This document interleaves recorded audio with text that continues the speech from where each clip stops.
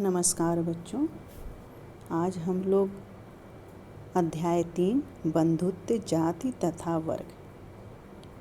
बच्चों ये आपका भाग 2 भी है और टॉपिक है बंधुता एवं विवाह। बच्चों इससे पहले हम लोगों ने भाग 2 ए में जो है परिवार के विषय में पढ़ा था और आज हम लोग किसको पढ़ेंगे? विवाह के बारे में। विवाह के नियम किसके बारे में पढ़ेंगे? विवाह के नियम। तो जैसा कि बच्चों आप लोग को मालूम होगा कि हिंदू समाजशास्त्रियों ने 16 संस्कारों का विधान किया था और जिसमें विवाह एक महत्वपूर्ण संस्कार है। 16 संस्कार मीन्स जैसे कि गर्भाधान, पुंसवन, सीमांतोन्नयन, नामकरण, निष्क्रमण, अन्नप्राशन है, कर्णभेद है, उपनयन है, वेदारंभ है, विवाह, अंत्येष्टि, मतलब जन्म से लेकर के मृत्यु तक जो 16 संस्कार होते हैं उनके विषय में आप लोग तो जानते ही होंगे। और उसमें जो सबसे महत्वपूर्ण मतलब ये संस्कार बहुत महत्वपूर्ण संस्कार था विवाह। और गृहस्थाश्रम का प्रारंभ भी जो है इसी संस्कार से होता है। और विवाह का अर्थ है वधू को वर के घर ले जाना या पहुंचाना। ये तो हमने आपको बच्चों सामान्य सी जानकारी मैंने दिया है। और यहाँ आपको क्या पढ़ना है? विवाह के नियम पढ़ना है। तो यहाँ पे बताया गया है कि पितृवंश को आगे बढ़ाने के लिए पुत्र जो है महत्वपूर्ण थे, लेकिन पुत्रियां नहीं थीं।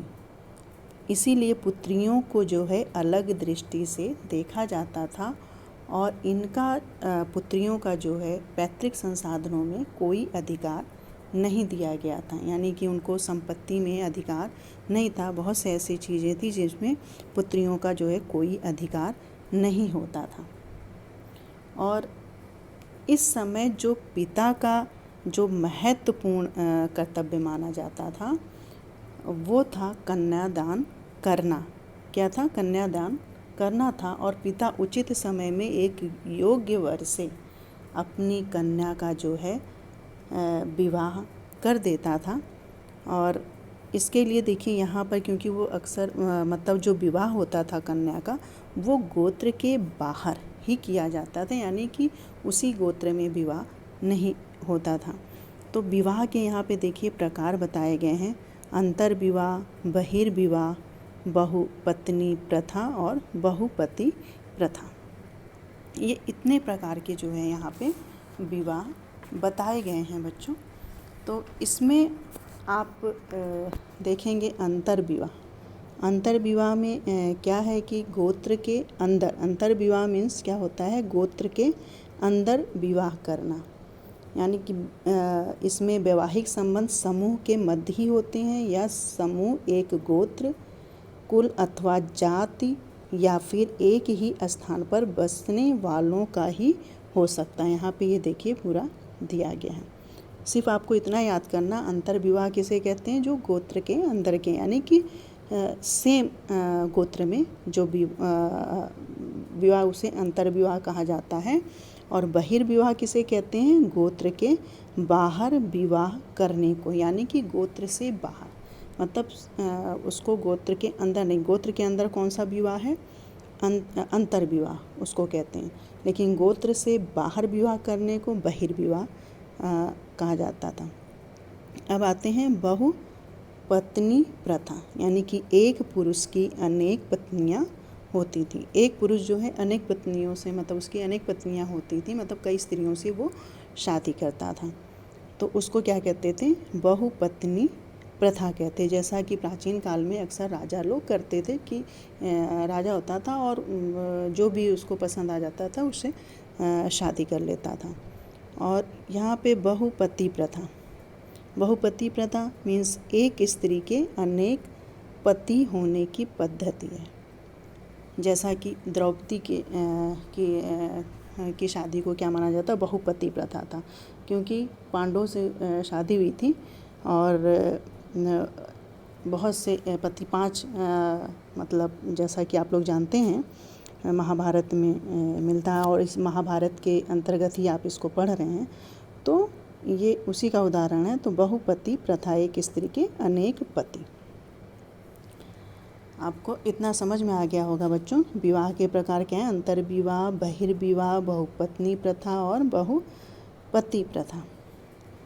यहाँ पे आप देखिए कि उस समय जो है नए नगरों का, मतलब जब नए नगरों का उद्भव हुआ इस समय, तो उसमें जो सामाजिक नियम थे बच्चों बदलने लगे थे, और लोग वस्तुओं को खरीदने के लिए नगरों में आने लगे, और जिससे विचारों का आदान प्रदान होने लगा। आप देखेंगे जब प्राचीन काल में जब वस्तुओं का आदान मतलब व्यापार वाणिज्य बढ़ेगा, तो स्वाभाविक सी बात है कि लोग एक दूसरे जगह मतलब एक दूसरे के करीब आएंगे, और संस्कृतियों का भी आदान प्रदान होगा, विचारों का भी होगा। तो ऐसे ही जो है खरीद फरोख्त से जो है, यानी कि क्रय विक्रय से जो है विचारों का भी आदान प्रदान उस समय होने लगा था। और जब मतलब विचारों का आदान प्रदान होने लगा, और इसी वजह से प्रारंभिक जो विश्वास और व्यवहारों में जो है प्रश्न चिन्ह लगने लगे थे, इन्हीं जब जो आदान प्रदान होने लगा था, क्योंकि उस समय जो व्यवस्था थी वो थोड़ा डगमगाने लगी थी, जिसकी वजह से जो है इस चुनौती के जवाब में ब्राह्मणों ने समाज के लिए विस्तृत आचार संहिताएं तैयार की थी। यानी कि उन्होंने फिर जो है इसके लिए उन्होंने नियम बना दिए थे, जिसकी वजह से कोई भी ऐसा मतलब कठिनाई ना मतलब समाज में कोई ऐसी अनहोनी ना घटे, जिसके लिए उन्होंने जो है आचार संहिताएं यानी कि नियम उन्होंने बना दिए थे, तैयार कर दिए थे, और इन नियमों का पालन करना अनिवार्य कर दिया गया था कि सभी समाज को इसका अनुसरण करना, बाकी समाज को अनुसरण करना जो है, इसका पालन करना बहुत मतलब विशेष रूप से पालन करने के लिए कहा गया, और अनिवार्य रूप से इसको बना दिया गया था। इन आचार संहिताएं जो है लागू कर दी गई थी। तो बच्चों इसमें जो है मतलब इन जो आचार संहिताएं थी वो धर्मसूत्रों एवं धर्मशास्त्र नामक संस्कृत ग्रंथों में इनका जो है संकलन किया गया था, और इसमें जो सबसे महत्वपूर्ण जो ग्रंथ था वो मनुस्मृति था, और जिसका संकलन कब हुआ था, लगभग 200 ईस्वी पूर्व से 200 ईस्वी के बीच मनुस्मृति का संकलन हुआ था, और इसमें आचार संहिताएं, विभिन्न प्रकार की आचार संहिताएं हमें मिलती हैं। तो बच्चों यहाँ पे दिलचस्प जो बात यहाँ बताई गई है कि धर्मसूत्र और धर्मशास्त्र विवाह के 8 प्रकारों को जो है अपनी स्वीकृति देते हैं। जो अभी आपने यहाँ पे आपने पढ़ा है विवाह के प्रकार, ये तो अंतर्विवाह, बहिर्विवाह, बहुपत्नी, बहुपति प्रथा विवाह हो गया। लेकिन यहाँ पे जो आप देखिए जो शास्त्र में दिए, धर्मशास्त्र में दिया गया है, मनुस्मृति में भी 8 प्रकार के विवाहों का उल्लेख मिलता है। इसमें जो है 8 प्रकार के विवाहों को स्वीकृति दी गई, जिसमें से जो प्रथम जो 4 माने गए हैं वो उत्तम माने गए हैं, और बाकी को मतलब 4 को जो माने गए, बाकी 4 को वो निंदनीय माने गए हैं।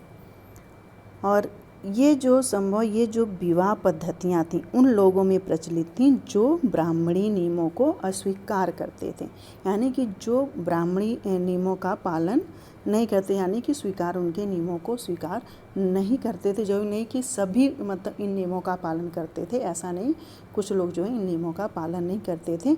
तो शायद ये पद्धतियाँ जो थीं उन्हीं लोगों में प्रचलित थी, लेकिन ऐसा नहीं था, क्योंकि धर्मशास्त्रों और मनुस्मृति ग्रंथों में इस मतलब 8 प्रकार के विवाहों की मान्यता दी गई है।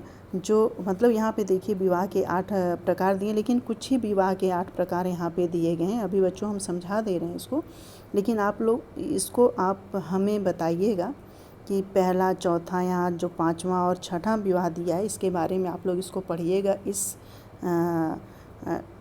इस मतलब ये जो बॉक्स दिया गया है, इसको पढ़ के आप लोग हमें बताइएगा कि किन किन विवाहों का यहाँ पे उल्लेख किया गया है। अभी हम समझा दे रहे हैं आपको। आगे यहाँ पे देखिए ये 8 प्रकार के विवाह हमने यहाँ पे लिख दिया है। तो ये जो 8 प्रकार के विवाह हैं, जो 4 ये दिए गए हैं, ये इनको चारों को प्रशस्त कहा गया है, यानी कि प्रशस्त में शास्त्र संगत बताए गए हैं इन विवाहों को। और 4 प्रकार के विवाह क्या माने गए हैं? अप्रशस्त, यानी कि शास्त्र संगत नहीं इनको बताए गए हैं।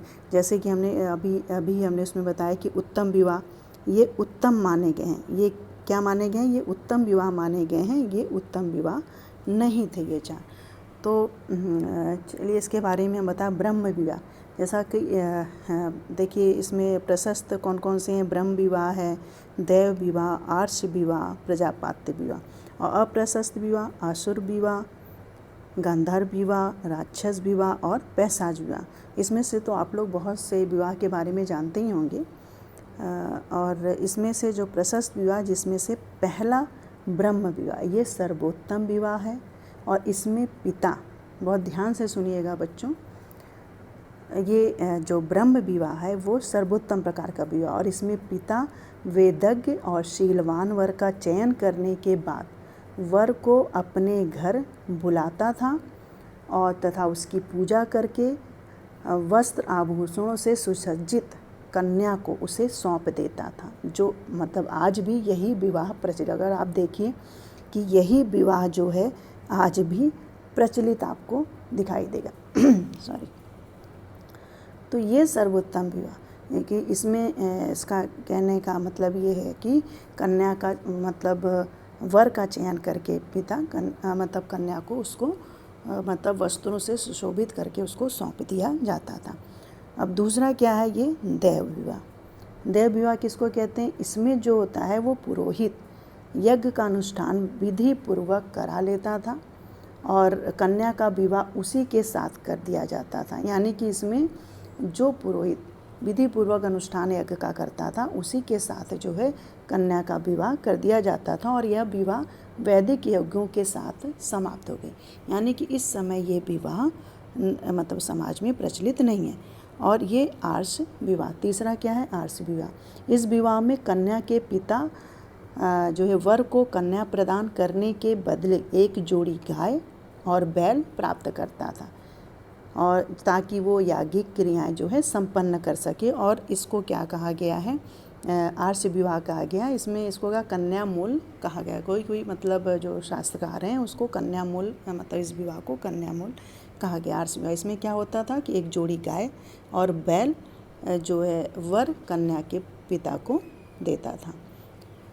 और प्रजापात्य विवाह, इसमें क्या होता था कि कन्या का पिता वर को कन्या प्रदान करते हुए आदेश देता था कि दोनों साथ साथ मिलकर सामाजिक और धार्मिक कर्तव्यों का निर्वाह करें। और पिता मतलब ऐसा कहा जा सकता है कि पिता वर से एक प्रकार का वचन प्राप्त करता था, वचन लेता था कि और अपने स्वरूप में यह विवाह इस समय ब्रह्म विवाह जैसा, ये कैसा है?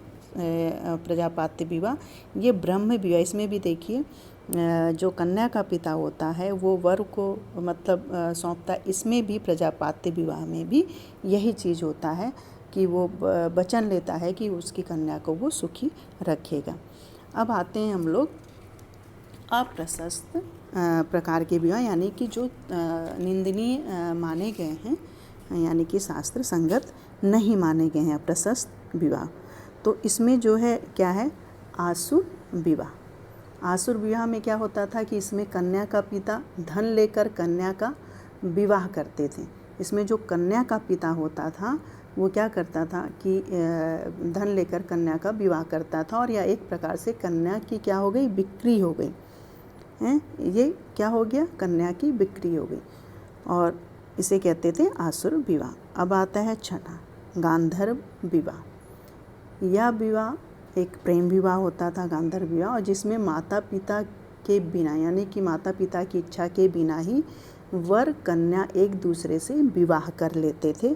उसे क्या कहा गया था? गांधर्व विवाह का मतलब कहा जाता। महाभारत में इसे जो है सर्वोत्तम विवाह बताया गया है बच्चों, क्योंकि आप मतलब जो पढ़ रहे हैं वो महाभारत की के अंतर्गत ही जो इस लेसन को पढ़ रहे हैं इसमें जो है सर्वोत्तम विवाह इसको बताया गया है महाभारत में, गांधर्व विवाह को। अब आते हैं 7वां राक्षस विवाह। इसमें क्या होता था कि बलपूर्वक कन्या का अपहरण करके उसके साथ विवाह किया जाता था, और इसमें जो है मतलब इसको मतलब बताया गया है कि निहित क्रूरता के कारण ही इसे राक्षस विवाह कहा गया है। ये क्रूरता क्योंकि स्वाभाविक सी बात है कि अगर बलपूर्वक किसी से ज़बरदस्ती मतलब शादी की जाएगी तो वो विवाह अच्छा नहीं माना जाए, वो राक्षसों जैसा विवाह होता था। इसीलिए इसको क्या कहा गया, इसमें क्रूरता इसमें झलकती है, इसीलिए इसको राक्षस विवाह की संज्ञा दी गई है। अब आते हैं हम लोग पैशाच विवाह। तो यह विवाह जो है बहुत ही निम्न कोटि का विवाह था, बिल्कुल क्या कहते हैं निम्न विवाह माना जाता था इसको।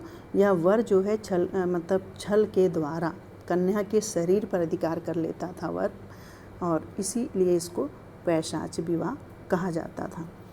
तो बच्चों इतना तो आपको समझ में आ गया होगा कि विवाह के 8 प्रकार, ये आपके एग्ज़ाम में भी बहुत आते हैं कि मतलब विवाह कितने प्रकार का होता है। और तो विवाह के यही 8 प्रकार हैं: ब्रह्म विवाह, देव विवाह, आर्ष विवाह, प्रजापात्य विवाह, आसुर, गांधर्व और राक्षस एवं पैशाच विवाह। ये आपके जो है 8 प्रकार के विवाह हो गए। अब आते हैं स्त्री का गोत्र। बच्चों एक ब्राह्मणी पद्धति जो लगभग 1000 ईस्वी पूर्व के बाद से जो है प्रचलन में आई थी। अब आप थोड़ा सा गोत्र के विषय में समझ लीजिए यहाँ पर।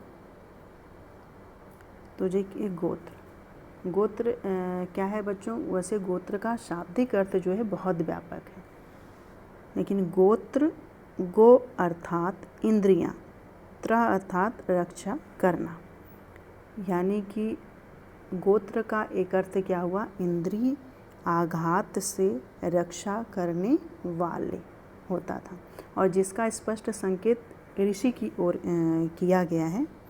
और धार्मिक, देखिए यहाँ पे हमने मतलब लिखा भी है, धार्मिक साहित्य में सामान्य रूप से 7 या 8 मौलिक गोत्रों का वर्णन मिलता है। कितने गोत्रों का वर्णन? और गोत्र तो आप समझ ही लिए होंगे, इंद्रियाघात से रक्षा करने वाले, यानी कि गोत्र क्या होता है, कुल या वंश की संज्ञा है जो उसके किसी मूल पुरुष के अनुसार होती है। मोटे तौर पे अगर इसको कहेंगे कि ये लोगों का मतलब उन लोगों का समूह है जिसका वंश एक मूल पुरुष पूर्वज से अटूट क्रम से जो है जुड़ा हुआ है। तो यहाँ पे वही मतलब दिया गया है कि समान रूप से 7 या 8 मौलिक गोत्रों का वर्णन मिलता है। वह हैं कश्यप, ऋषि, वशिष्ठ, भृगु, गौतम, भारद्वाज, अत्रि, विश्वामित्र, और अगस्त्य नामक 8वां गोत्र अगस्त्य ऋषि के नाम के आधार पर जो है मिलता है हुआ है इसमें। तो इसमें बच्चों जो नाम मिलता है जिनके संबंध में या कहा मत हो, यानी कि अगस्त्य ऋषि के संबंध में जो है कहा जाता है कि उन्होंने वैदिक धर्म का जो है विस्तार विंध्याचल के उस पार तक किया था, और कुछ समय के पश्चात जैसे ये गोत्र जो थे ये इनके नामों के आधार पर जो है मिलता है, इन्हीं के नाम के आधार पर मिलता है। लेकिन आगे चलकर यानी कि कुछ समय के पश्चात ये 7-8 नाम ये हैं, और इसमें जो है 8वां नाम इनका शामिल किया गया था अगस्त्य ऋषि का, और कुछ समय के पश्चात जो अनेक ऋषियों के नामों को भी सम्मिलित किया गया था, और मौलिक जो गोत्र थे उनकी संख्या में वृद्धि की गई थी। जैसे बाद में जोड़े गए थे अंगिरा या जगदंगी, मतलब ऋषि जोड़े गए थे, तो इनका भी जो है वहाँ पर इनका वर्णन किया गया है। तो ये आपको गोत्र के बारे में समझ में आ गया होगा।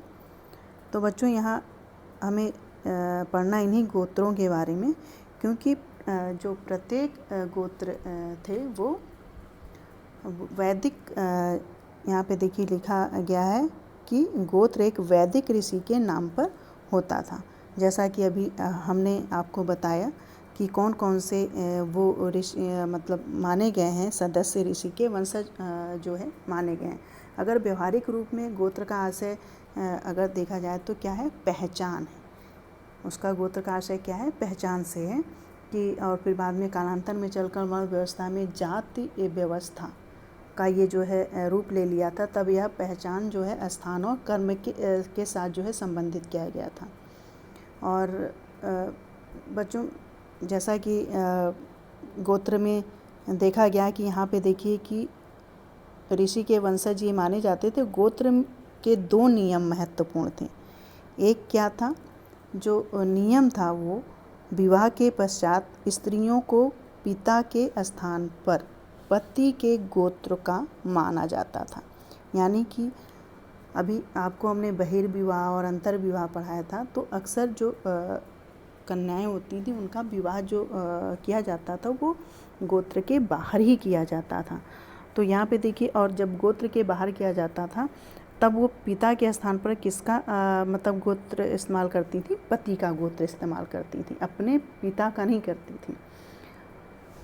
तो इसलिए उनका विवाह जो किया जाता था वो गोत्र के बाहर किया जाता था।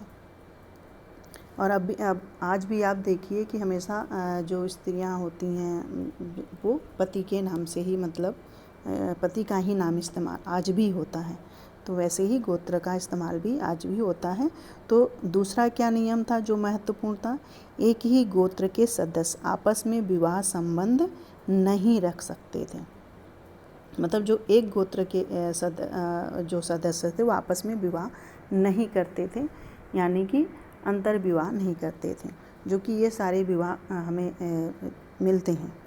तो ये 2 नियम थे उस समय बच्चों। तो यहाँ पे लेकिन ज़रूरी थोड़ी ना था कि यहाँ पे जो बताया गया है कि नियमों को समानता, क्या नियमों का जो है अनुसरण होता था, ऐसा नहीं। क्योंकि इसके लिए जो है हमें आगे बढ़ना पड़ेगा। जैसे सातवाहन, यहाँ पे सातवाहनों के बारे में दिया गया है कि उनके पारिवारिक वैवाहिक रिश्तों का जो खाका तैयार किया गया था उनके अभिलेखों के द्वारा जो उनके मिलते हैं। सातवाहन राजाओं में यह प्रथा जो है बिल्कुल विपरीत थी। क्या थी, बिल्कुल विपरीत थी। वो इसलिए थी क्योंकि उस समय सातवाहन राजाओं के नाम से जो है पता चलता है वहाँ की स्त्री का जो है विवाह के बाद भी अपने पिता का गोत्र रखते थे। अभी आपने पढ़ा कि गोत्र के बाहर विवाह किया जाता था, लेकिन इसमें जो है विवाह के बाद वो अपने पिता के गोत्र का इस्तेमाल करती थी, जो मतलब पत्नियां थीं सातवाहन राजाओं की। तो और यहाँ पे क्या होता था कि बहुपत्नी प्रथा को भी मानते थे सातवाहन राजा। बहुपत्नी प्रथा यानी कि एक से अधिक पत्नी को मानने वाले भी थे, ऐसा भी सातवाहन काल में हमें दिखाई देता है। और यहाँ पे कई रानियाँ एक ही गोत्र से भी थीं, मतलब बहुपत्नी प्रथा तो थी ही, और कई रानियाँ जो है मतलब एक ही गोत्र की भी होती थी, सेम गोत्र की भी होती थी। तो ऐसा नहीं कि मतलब ब्राह्मणी नियमों को ही पूरी तरह से माना जाता था। कुछ लोग जो है इसके मतलब यहाँ पे बताया गया है कि अंतर विवाह पद्धति में विवाह संबंध को दर्शाया गया है। वैकल्पिक प्रथा यहाँ पे देखिए दिया गया है, दर्शाया गया है। और ये दक्षिण जो जिनका प्रचलन जो है दक्षिण भारत के कई समुदाय में हमें दिखाई पड़ता है। तो ये जिससे कि जो जोड़े गए हैं जैसे चचेरे ममेरे भाई बहन, तो मतलब यहाँ पे विवाह संबंधों की वजह से एक सुगठित समुदाय उभर कर आता था। तो ऐसा नहीं होता था, अंतर विवाह भी होता था, बहिर्विवाह भी होता था और बहुपत्नी विवाह भी होता था। इसीलिए कई प्रकार के विवाह हमें दिखाई देते हैं। चूँकि सातवाहन काल में हमें मतलब इस तरह की दिखाई देता है कि पिता का गोत्र जो है चलता था शादी के बाद। जैसे कि यहाँ पे मिलता विलेखों से सातवाहन राजाओं के नाम।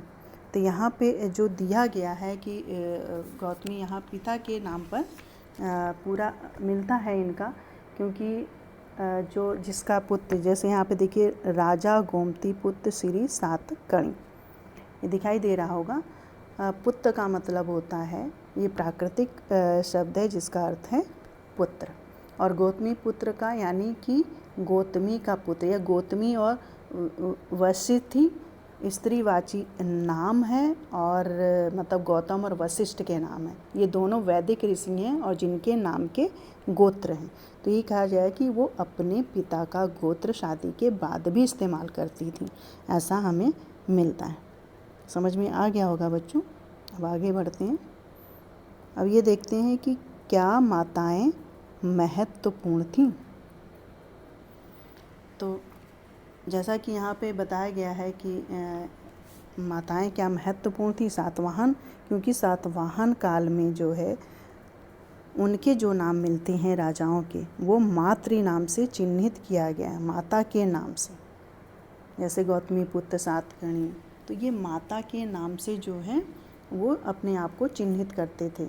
और मतलब इन सब को देखते हुए मतलब ऐसा प्रतीत होता है कि माताएं उस समय बहुत महत्वपूर्ण थीं।